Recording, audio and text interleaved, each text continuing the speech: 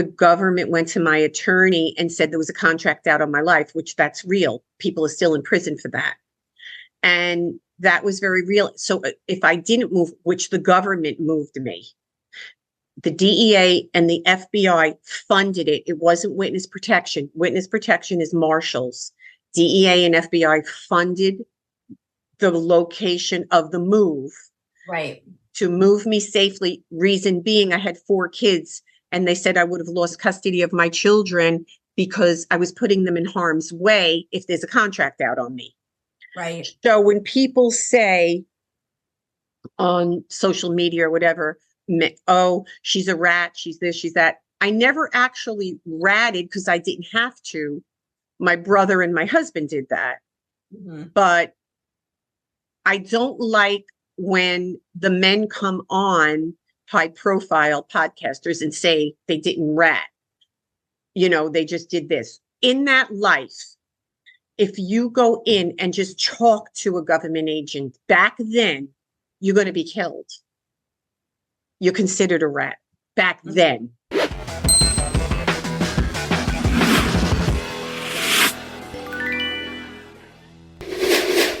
So the first thing I actually wanted to tell you is that the first time I became aware of you and your story was when I was taking a long road trip. This was many years ago, and I'm looking for a really good book on tape, and I come across Horse from the Mob. Okay. And, you know, I'm listening to your story, and I'm like, I don't know who this woman is, but her story is fascinating. This was like, what, in 2005? It came out in 2004. You're absolutely right. Oh, you're so beautiful. Oh, thank you. Beautiful. Thank you so much. Yeah. So I'm like, I knew who you were, and you know how you keep people like on your radar, and then you see them again and again. So I've seen you through the years. Thank you. Then I saw, it was a couple of months ago, Get Gotti was on Netflix, the limited series. Mm-hmm. And you were a central figure in that docu-series. I didn't even know what trending meant. My kids were telling me, and people were calling me from Get Gotti, the producers and directors, you're trending. I don't know what? You know, like you said, I've done so much stuff through the years. And I think that I've always had opportunity to sell my story with different networks, but I didn't. But now I'm like working on that. So, you know, I'm working on developing with bigger companies. I don't want to say too much right now, but it'll come to light. Okay. So when I'm watching the series, which I know it went to #1 on Netflix, it was the #1 watch series for how many weeks? Do you know? It was the #1 for 3 weeks, but it was #1 past 3 weeks in 44 countries, 44 other countries. It went into like 6 weeks. So I know the UK and Scotland and Ireland, they love it because I get a lot of the traffic coming from them, building my podcast and stuff and messages and stuff like that. So tell me how this came about. Was it the production company was Raw Productions? Yes, it was Raw TV. And I think what happened was Raw TV wanted to do this whole show. They had first contacted me. I didn't get back to them right away. And then I wanted to know basically what it was going to be about, because I've done a lot of them. And then they said that what I liked about it is that from all the other ones that I've done, I like that because it was so organic with the real people that brought down Gotti. Right. And the people, you know, the prosecutors and the agents and the whole law enforcement. And they came to me because they felt they wanted to have a woman's point of view on what he was really like outside of Gotti in the streets and outside of his family. What was he like hanging out with? And I think that's what they wanted to bring to light, which, because it was #1, people loved it. They loved me. But then you have that small little amount of people in the genre of men didn't like it. So I think that it was definitely a success. Mm-hmm. And they told me what they were trying to do. And I was like, absolutely. Because, you know, they had asked me, like, were you afraid? How was he? Were you afraid of him? He was not like that. when you were hanging out with him and sitting with him, in a whole different setting of a party setting, and they're drinking and they're partying, he wasn't like someone that you could fear. But then take him in the next element of business. Yes, he was like notorious for that. So tell me, just to clear up some misconceptions. From what I read in your memoir originally, I know that you had a social relationship with him. It wasn't necessarily a work relationship. No. That's where I'm confused. The waters have been muddy. So can you clear that up and explain what your association was with John Gotti? Okay, so I met John Gotti in the 80s, and I met him through, well, his attorney was Bruce Cutler, and our family attorney was Bruce Cutler, so that's number one. But I met him through actually Mark Reiter, which was very close to John Gotti, and they were together all the time. Mark Reiter and Gene Gotti and Angelo Ruggiero, those guys that all got convicted on the same case, were the heroin, dealers, and they were very close to Gotti for many, many years. So I met him basically through Mark Reiter. But separate and apart from Mark Reiter, of going out with Mark Reiter, I was from the streets, as you know, and I would go out separate from Mark Reiter. Say Mark was out doing something, and I go out with my girlfriends to the club that we all would go to, and I would sit at John's table, and we would interact that way. So I knew John socially. I never knew John business sense. I mean, yes, of course, later on, when I got arrested, I was arrested in the streets with mob, street guys, but not John Gotti. I don't know if it was Raw TV or Netflix. I don't know, because I'm not the producer. I always say I'm not the producer or the director. When they put associate, the men ran with that. She wasn't an associate. But if you look up the word associate, they act ridiculous about it. Associate could mean you met him. Oh, yeah, associate. Right, but you know that in their world, associate means you were working for the family. It's a term that means you were working for you were like a low person on the totem pole. You were working for them. Right. So tell me what those social interactions were like. You'd be hanging out, you'd be at clubs, at lounges. Oh, yeah. We would be at clubs. Well, only two clubs we would frequent, which would be Regine's, where a lot of the movie stars would go back then, or Club A. Again, it was like a high profile. You can't just get in the club. And it was a beautiful club, a beautiful setting of, you go in and it's like very open. You walk down steps, and then there was a certain part when you walk in and you walk down the steps, and there's the dance floor, and then there's all tables in the back. To the left of that was like this arched table where I would call, like, if you're going to a wedding, the dais. Dais, yeah. I would say, we're sitting up at the dais, because that table was always set for them and saved, and whoever they would be with. So I would always sit there with them at the dais. We would call it that. So when you're in a setting like that, people are out, they want to have fun. They're not wanting to talk about business. There was always beautiful women around. It's Manhattan, and, that kind of stuff. I think that I had gotten closer to John after I had the fight in the club, and, he named me Rocky. And then he would always say, Rocky, don't sit there. Come sit with us. I was young. I was angry. I was just that kind of kid. And so that was really my relationship with him. He knew me well, I mean, then there were a couple of interactions where, when the indictments were coming down, and Mark Reiter had asked me, he lived in Manhattan, and he had asked me to hold a lot of money for him. And then I was in the club one night without Mark Reiter. He sent another guy over, a well-known guy, Anthony Rapino, and said to me, John wants to talk to you. So I went over to the table. I said, what's up? And he was just asked me, are you holding money for Mark? And I said, yeah, why? He goes, do you know how much it is? I said, no, I don't. You need to ask him. So they trusted me enough to know. We had those dialogues, but then you have people to say no. So, So you were romantically involved with Mark Reiter, and Mark Reiter did what for John Gotti? Well, Mark Reiter and John Gotti were, you could Google that. He was like very close with him. And I guess, I don't know what the position was for Mark Reiter, because they called him the King of New York, because he was the major heroin trafficker of all of the 5 boroughs. So they were bringing in back then, I want to say about $250,000 a week from heroin. Was this before or after Paul Castellano was killed? This was all around before that, because when Paul Castellano got killed, I was with Mark Reiter at that time frame. So, all that was going on. But Mark Reiter also was very close to Angelo Ruggiero, which was close to John Gotti. So they were all, it was all about, making money and trust. Back then, it's not like it is today. Right. Those guys never rat. They never ratted, none of them. So Mark Reiter, I talk to him regularly, and he's still in 35 years later. He's trying to get out. Gene Gotti and some of his co-defendants got out, and Johnny Kugel got out, but he hasn't gotten out yet. So, well, the reason I asked is because the heroin dealing was what Paul Castellano despised, and right. why John Gotti did, and anybody who was working on John Gotti's crew.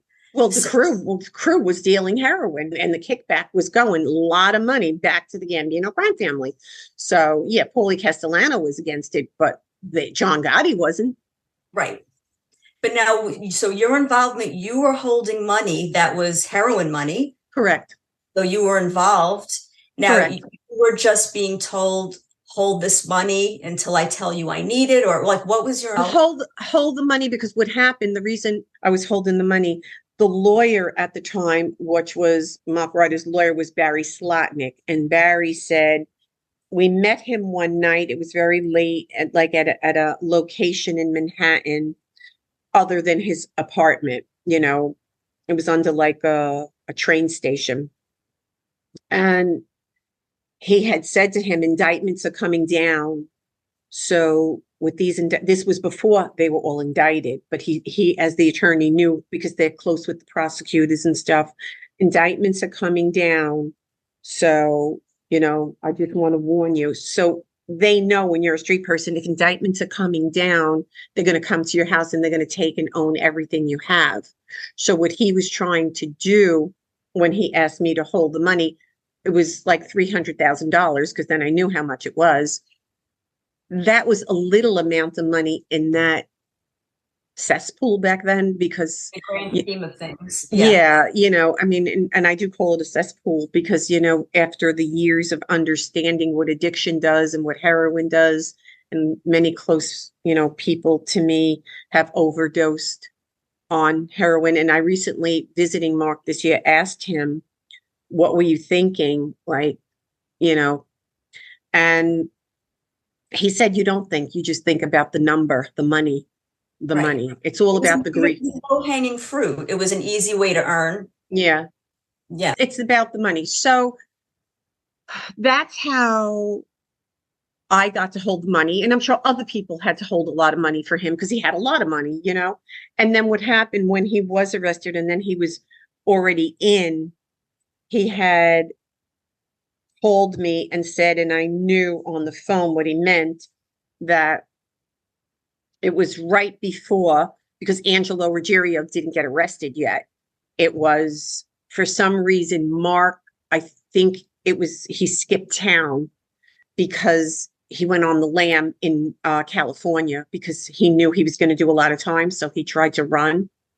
But he left you holding the bag, so to speak, like literally. Well, he didn't really leave me holding the bag with the money, because, I mean, that's all I was doing. In the box of money, I really could always say I didn't know what was in it. He just gave me this box to hold, which I really never did open. I never really opened it. I had asked him later on. But anyway, long story short, his son, Greg, which unfortunately got killed in the streets, his son, Greg, and Angelo Ruggiero had came to my house one night and to pick up the box of money.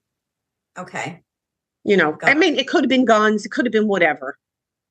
But, and just to make people understand, this was all normal for you. So your family, the people in your social circle, nobody said to you, what are you doing? Because they were all doing it.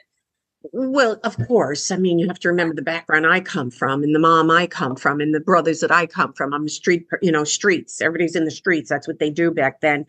But now, oh my God, I would tell a young girl, don't ever do that. You don't ever do that. You're going to get arrested. You're going to go to jail.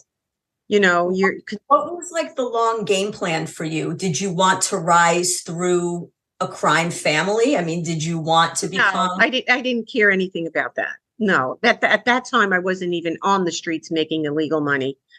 That happened later in life after Mark, when my husband after Mark got arrested, and then I knew all the street stuff because of hanging with these guys. I put money out on the streets to men that wanted to buy drugs, you know, like it was marijuana and cocaine at the time, a large amount of drugs. So that happened later on. But no, I had no desire to be a part of that.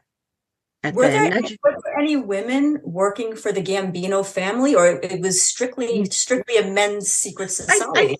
I think that, listen, it's all about money. If you could bring money into the family, they're going to go with whoever, you know, Okay. like it. I mean, you're talking about men that every crime that could be committed, you know, murder, extortion, prostitution, trafficking. I mean, it's, if you're bringing money in and whoever, you know, she's bringing in like 200,000 a week, what they'll do is they'll back you, and, you know, they'll take money from you, and then, you know, they make money off of it also. So I mean, if you look at it today, Allison, because I was very naive, I was like in my 20s when that was all going on. What I look at today with, you know, the men that have been in that world and have cooperated, you know, became government informers, they don't really care about anybody. I mean, like, you know, they're out in the streets and they're cheating on the wives, they're murdering. So when you have someone that is that removed from emotion about another human being, Yeah. you could expect anything from them. Do you think that somebody in that life could be a loving husband and father, or do you think it's not possible to be a sociopath in the street and be a loving family man at home? What I think, honestly, I'm going to be really raw with you, is that from my own experience, my own knowledge to those men, my experience in therapy, clinical therapy on myself and working on myself for many years and understanding the red flags of these types of personalities, from what I've learned, when you have someone that can go out and commit a murder, and they're okay with that, murders, they're okay with that. I've asked some of these men, high profile, that have done this. They would say to me, what does it matter if I'm cheating on my wife? You know, when you balance it out, going and having sex and making love, that's how we look at it. And then Right. compared to what I'm doing in the streets. So I believe that is, I'm not a therapist, so I just believe in my own experience. And what I've learned is that a narcissistic sociopath cannot change. That's just who they are, because I've been married to them. So a couple of them that, you know, and I think what happens, as I did, the women turn a blind eye because of the lifestyle, the money, the jewelry, you know, but then you always feel really, really, really empty because they're not there. And they all know that they have women on the side. Right. You know, so you really, you're destroying your self-esteem. You really are. You're destroying your self-esteem to be with that type of personality. And that type of personality isn't just in Italian mafia. It's in many different cultures that type of man is out there, you know? So Yeah. I mean, it transcends culture. I mean, no, we know a lot more no. about What the question is that Yeah, they'll go home to their families, or maybe they'll spend one day a week at the family dinner or Sunday or whatever like that. But I mean, did you see the documentary Gotti and Son? Did you ever watch that? I think History Channel or Discovery ID did it. I I saw the documentary that John Gotti Jr. did in That's it. 2018. That I was in that one. Okay. And and I don't know Junior, I don't know his kids, I don't know any of them. I knew the father. Yeah. When I watched that, and he was very open about that, the father was never there for them. He was not there. He was in and out. He was there. He wasn't there. He was there. I think even the youngest son is his name Peter? Yeah. The youngest son. And he said, I'm the product of, my father was on the lam and my mother and my father met in a motel room one night. And here I am. Oh, yeah. I mean, like, they're not there like a normal father should be. Right. They're just not there. Their life is in the streets. I think the women that get involved with them understand that. But I think the women are stronger because the women are the ones that hold the fort together. Mm-hmm. The women are the ones that are home raising the kids, doing everything for the kids. So they're the really stronger one. He's out doing legal activity for the money. So are the women in the know, or are they kept in the dark of all of the illegal activities going on? Well, okay. So how could the wife not know if your husband doesn't have a job and he doesn't have where's he going every day? He's got all these guys coming to the house with the suits. Where are they hanging out? Right. What are they doing? So they know, but they turn a blind eye. Right. Because that's all they know. I think a lot of them probably don't know any better, maybe. Like that's like I was, like you just get used to that and that's kind of what you're comfortable with. Right. And then the kids growing up, the daughters, and they're just a product of that. Sure. Like John Gotti Jr., I mean, what did you really expect of him? He doesn't know any better. Like he just followed the father's footsteps, It's not like, he was told do this, do that. He's told to be in the streets. So I can even relate on some level because my father was in the tire industry, but he always had friends that were in the streets. Mm-hmm. He always hung out at the racetrack. He was always at OTB. I have memories as a little kid playing on the floor of OTB with toys or being at the racetrack. Is that not crazy? Is that crazy? Hey, let me place a bet for you. And I wanted my father's approval. I wanted his love. So I went along with it. Or he would tell me about this one, or that he would say, oh, I was offered this or offered that. He would brag about knowing street guys, but not getting involved. But yet some of them were at my bat mitzvah. But he was probably involved. Because we don't know. To this day, we don't know. But it's like, even me, when I was in my 20s, I was quick with my hands. Mm-hmm. If somebody pissed me off, I was quick to punch them. Because you were angry. I was angry, and I identified with my father because I wanted his approval. I wanted 100%, his approval so bad. So that's what I'm saying. They become a product of what, what you're taught. It's like you teach your children this, that's what your children are going to know. Yeah. So, same as me growing up, like my parents, both my parents were degenerate gamblers. They just wanted to constantly go out and gamble. And then gambling isn't just it's another form of addiction. It's the same way your needs are not going to get met from an addict. Your needs are not going to get met from someone that's gambling on a regular basis. It's just not. So that's basically, we were raised ourselves. They were more interested in taking the money, not paying the bills, and going, like you're saying, to OTB, the racetrack, whatever. And that's what they did. So I think that to change, Allison, it's very hard. You have to really dig deep within yourself. You have to really work on yourself, work with a therapist, work with my church, my priest, and be honest and develop, because a lot of the stuff was ingrained in me, at such a young age, that it's very difficult for change. So, and most men aren't going into therapy. They just don't. My therapist said this, odds are for men to really go ask for help. They just don't want to do. It's harder for them. So to get a guy that says, I'm going to go to therapy, you got a great guy, because most guys won't do that.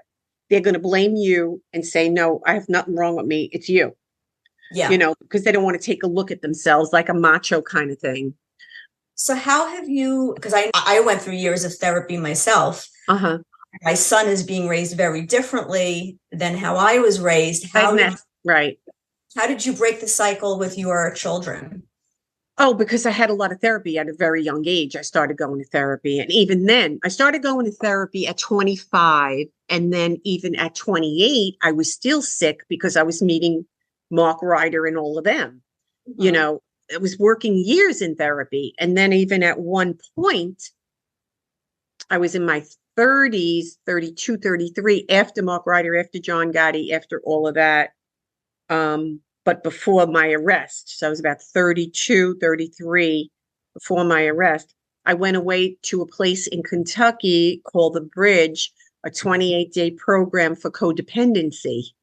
Wow. When you do something like that, it's like 5 years of therapy, because you're working 8 in the morning to 6 at night. So it's like emotional surgery, opening you up and then putting you back together again.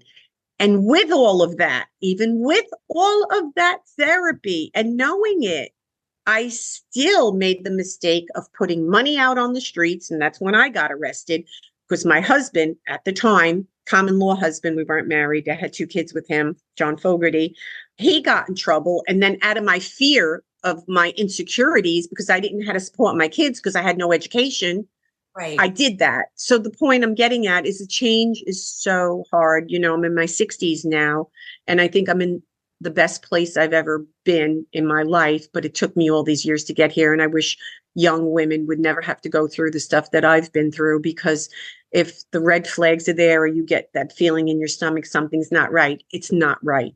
Sure. It's not right. And I overlooked that. I overlooked it out of fear. But meanwhile, the big picture was a lot of heartache for not just me, but for my children. So what year were you indicted? Was it 92? Yeah, I was arrested September 9th, 1992, but the deal was made where my husband and my brother would cooperate to release me before the indictments came down. Okay. We were arrested and then indictments come. You're indicted on this. So before that happened, I got him to say, you know what, he's going to help me out here, because I was facing 10 years. And, Okay. now, when you fled to Pennsylvania with your children, mm-hmm. that was not part of witness protection. That was just you picking up and moving your children? No, it was. Okay. I didn't want to move, but they said I had to move because the government went to my attorney and said there was a contract out on my life, which that's real. People are still in prison for that. And that was very real. So if I didn't move, which the government moved me, the DEA and the FBI funded it. It wasn't witness protection. Witness protection is marshals. DEA and FBI funded the location of the move. Right. To move me safely. Reason being, I had 4 kids, and they said I would have lost custody of my children because I was putting them in harm's way if there's a contract out on me.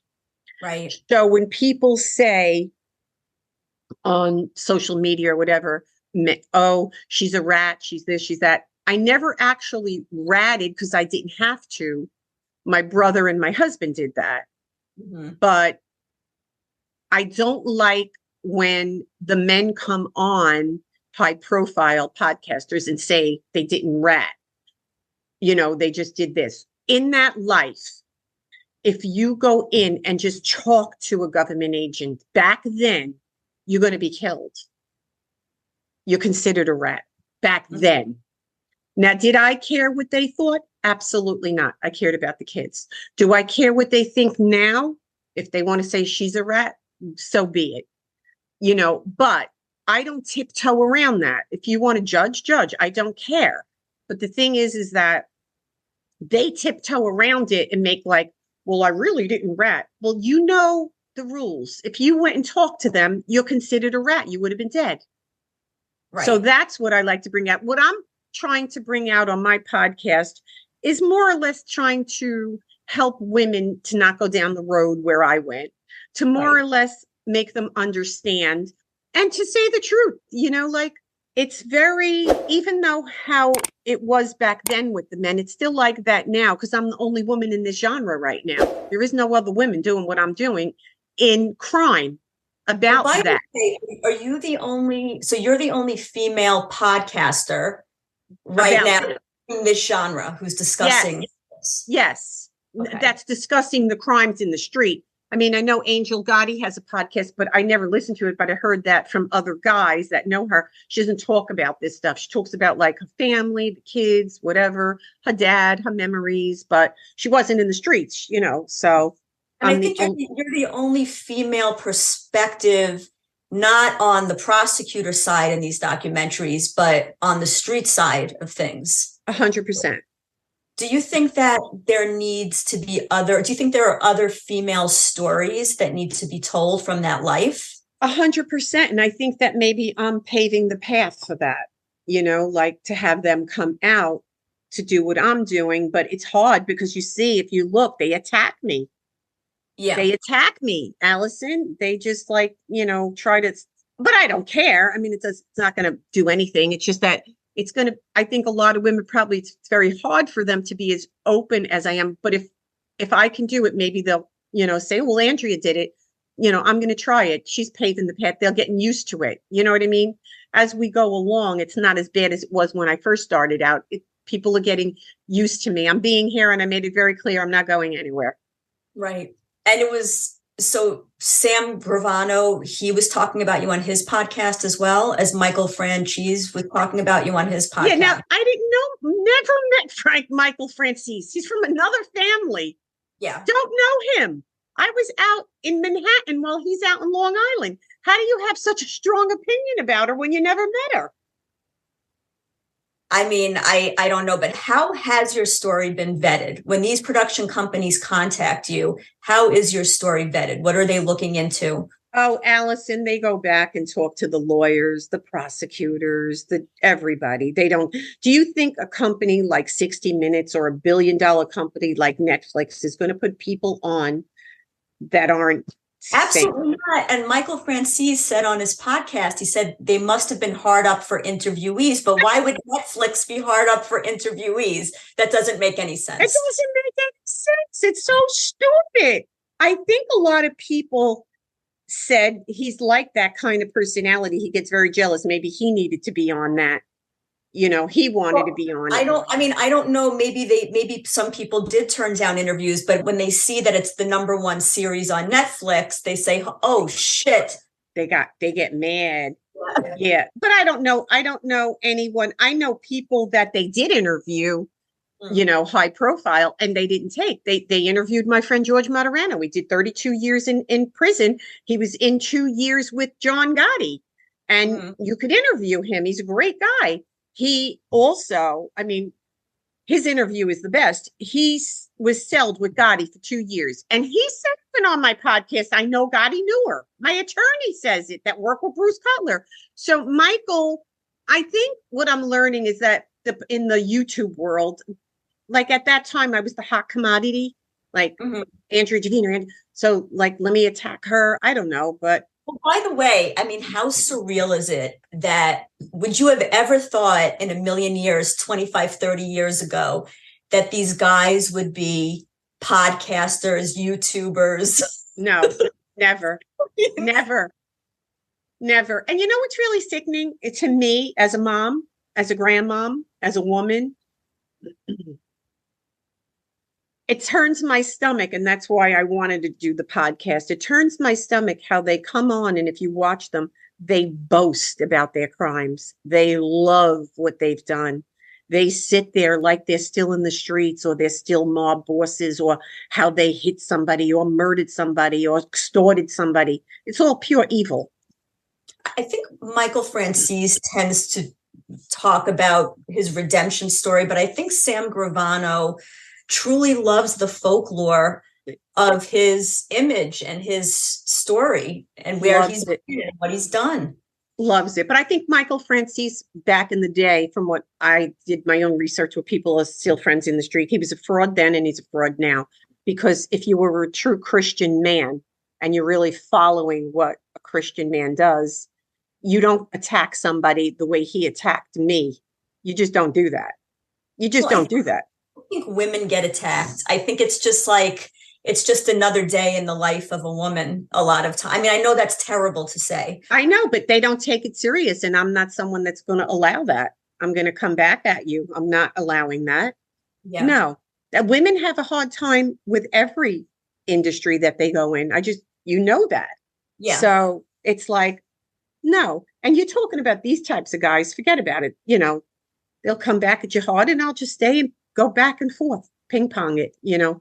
What are your thoughts on, because this is something that's bothered me for a long time. And I don't know if you know who Jeffrey Lichtman is. I don't. He's a criminal. He's my cousin, but he's a criminal defense attorney. He represented John Gotti Jr. He represented El Chapo. Okay. He's got a lot of high profile cases. Okay. And we were talking about the concept of jury nullification. And jury nullification, I came to learn, is when instead of making the case that your client is innocent, you instead make the jury understand that the witnesses that are being called to testify against your client are sometimes 100 times worse than your client. I know, right? You have a situation like Sam Gravano, who admitted to 19 murders, but you're giving him a sweetheart deal to get your great white whale, who is John Gotti. I don't understand. What does that say about the government's desire to really want to keep the public safe? Let's take Sammy Gravano out of that. They do that with everybody now. The guy could commit so many heinous crimes and then they let him out because they want to get somebody out. That's insane. It's really insane. But then that's our whole system. The whole judicial system is like, and even the people, the jurors and everything, like, to me, it's sickening. Like, so what about you that you're on the stand? So you want to make a sweet deal for yourself and you did all these things, but you're going to get off, but you want to rat on your friend. It's disgusting. It's disgusting. But disgusting. But what doesn't make sense is that the judicial system, the criminal justice system, is supposed to keep the public safe. How are you keeping the public safe? Because you want the headline that you got this one guy, so you're going to let these animals. Okay, so the question you even asked before when we were talking about change. So Sammy Gravano, they let him out, and then you see he went right back in because he formed his own ecstasy ring, right? The ecstasy thing, and he did that again. So it's very hard for these types of people to change. You know, it's very, very hard.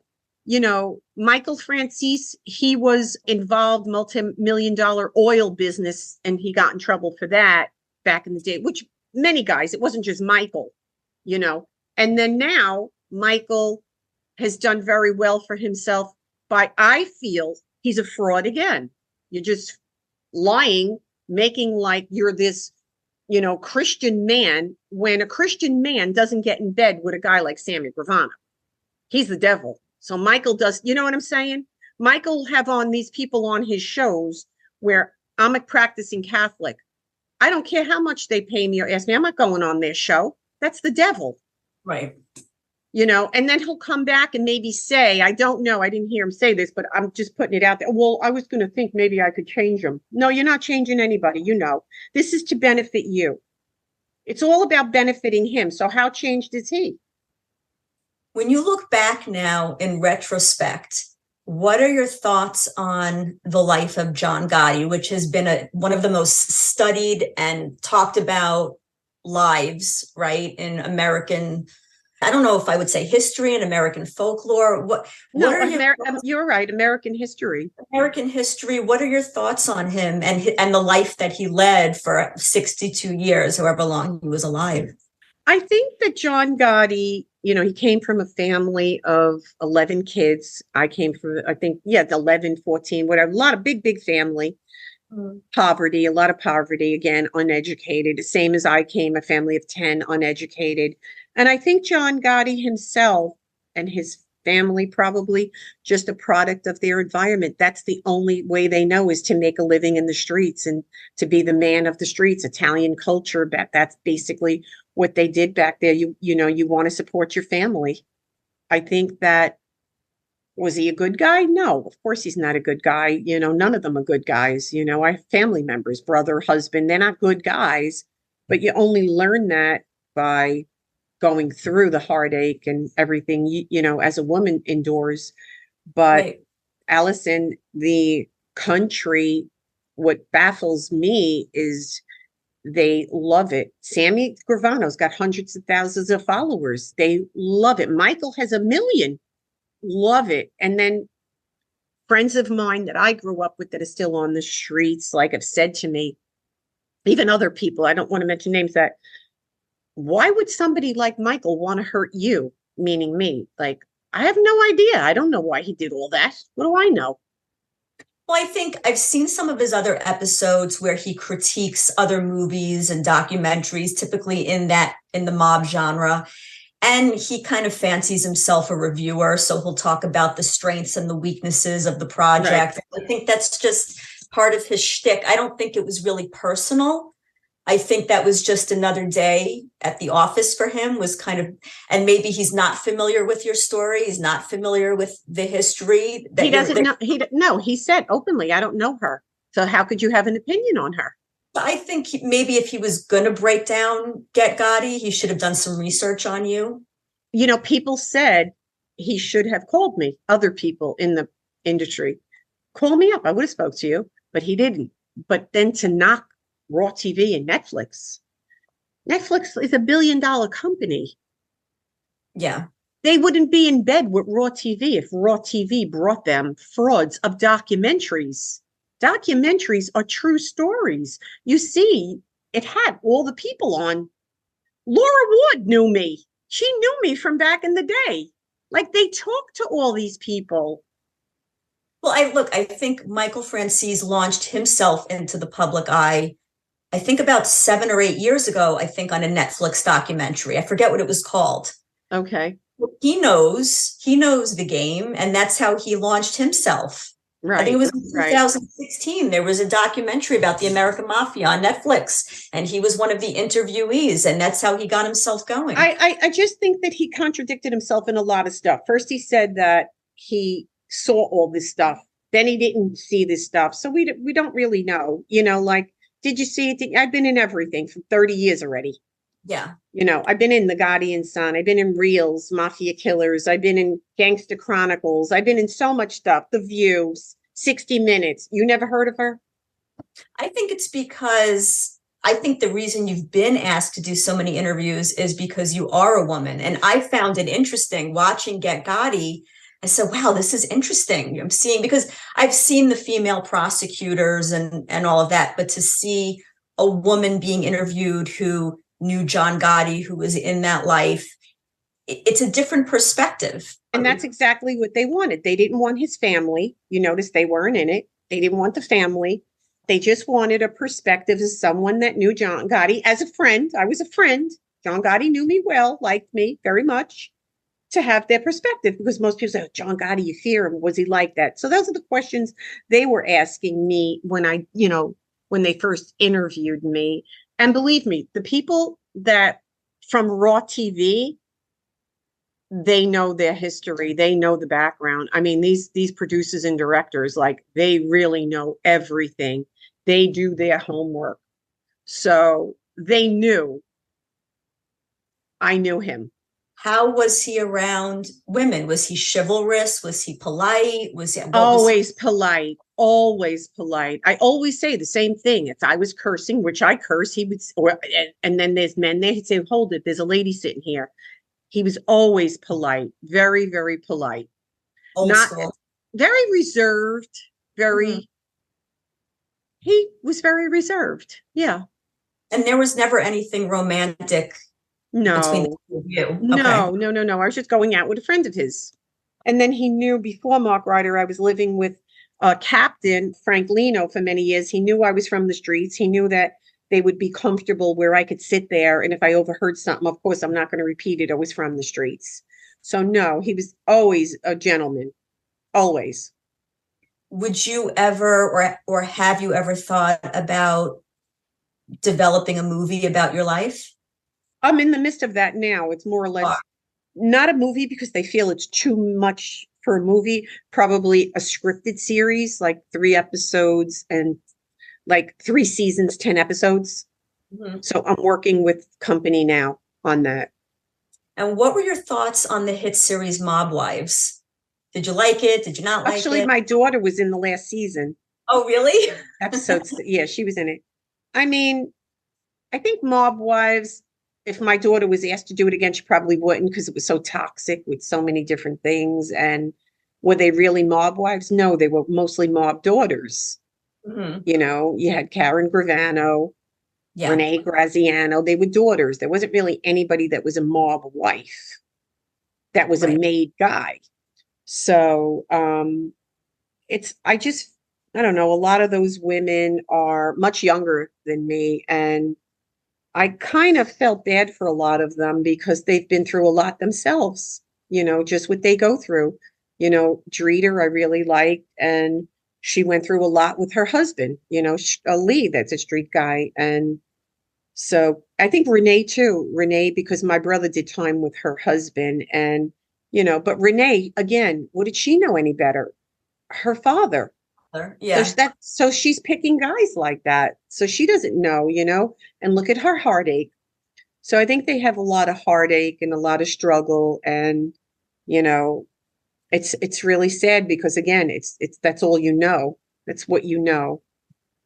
I don't think fathers realize how much they imprint on their daughters what Oh they're God. Yeah. attracted to, you Thank know? God my daughter didn't pick anything like her father. Thank Right. God. He's such a great guy, my son-in-law. Thank God. What? Oh, yeah. Yeah. Thank God. You know, well, he wasn't in her life for a very long time. So for many, many years. So she Makes picked a great, sense. yeah, she picked a great guy. And, you know, my kids are all doing great. You know, we have a wonderful life. So That's awesome. it all worked out good. And I'm trying to get the podcast off the ground like you know, built my podcast. I'd like to do more women, you know, encourage more women. And I'm glad that you asked me to come on because women need to support each other. I 100% agree. So the Andrea Giovino podcast, it's a different slant on this genre, and it's a different slant on that life because it's more of a healing, cathartic, or even talking to, I think you talked to your fellow cast member from Get Gotti the other day Anthony. about how he's rehabbed his own life, and it's Mhm. really more of a full circle. Right. And that's basically what I want to bring on, those types of stories, a lot of that type of stuff. And redemption, a lot of redemption, you know, change that, you know, it's hard. And it's hard for me, Allison. It's very hard for me not to get in the mud with these guys because I really want to go back at them. And once I go, I keep going and attacking their character. I do. I'm telling you, I do. I want to. And I have to control myself. Like, no, why do I got to do that? What do I got to prove? You know, I'll build my platform. Yeah, because you have a different perspective and yours is more of a redemption platform. And I think it's 100%. And I don't glamorize. It's nothing to be glamorized, you know, at all. do you think it's the life that glamorized itself, or do you think it's Hollywood that glamorized the life? I think it's everything, the media, Hollywood, the movies, all of that glamorizes the bad guy, you know, the tough guy. So I think that, yeah. And still you see they make these movies all the time. All the It's time. never going out of style, ever. No, It's here. no. And I think I think it's because there's a part of us that, and I know for a lot of men, especially, there's a part of people that lives vicariously through it because Oh, all of us have felt at some time that we are a victim of the system. And then you're seeing this group of people that live outside the system and do what they want and break laws. And you don't want to live those consequences of no. getting killed or going to prison, but to watch it and be entertained by it, you can escape into it for a couple Yeah, of but hours. you do have people, like I said, that idolize. Like, I mean, how do you idolize Sammy? That's a tough one that I don't know. I But mean, I have always had respect for John Gotti. I have to be honest. mhm. I've always had a lot of respect for him as a man. I'm not saying he always made the right choices. No, when he was John Gotti was very charismatic, he didn't act like a lot of them. Like, I I mean, think let's face it, he would never cooperate. he never cooperated, and that's No, how I was raised, that you keep your right. word, you don't rat on people, you keep your integrity intact. I was raised with those old school values. Exactly. You know, Exactly. what did you come into this life as Andrea Giovino to learn, and what did you come here to teach? I came to learn to just grow and develop into the person I'm supposed to be of what God wants me to be, because I'm very grounded that way. And what I would like to teach is mostly women to not go through the heartache and pain that I've been through, and just the destruction of what it does to you, and having your self-esteem so low that you're depending on a man. Because if you depend on someone other than yourself, you will be disappointed. So I'd like to get that out. I always say, you depend on someone other than yourself, you will be disappointed, sweetheart. Mm-hmm. And I think a lot of women do that. It could be the doctor's wife, the judge's wife, it could be our president's wife. If Sure. you depend on someone other than yourself, especially a man that's powerful, even, you will be disappointed on so many levels. Fair. So stay grounded, stay close to God, be the best person you could possibly be. We're all not perfect. We all make mistakes.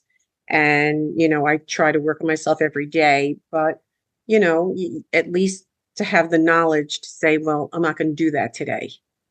That Yes. didn't work for me. That's basically, I can't go there. Yeah. Beautiful. Thank you, Andrea. This was so nice. Thank you. So nice. And we'll be in touch, Allison. Thank you for having me on, sweetheart. Thank you.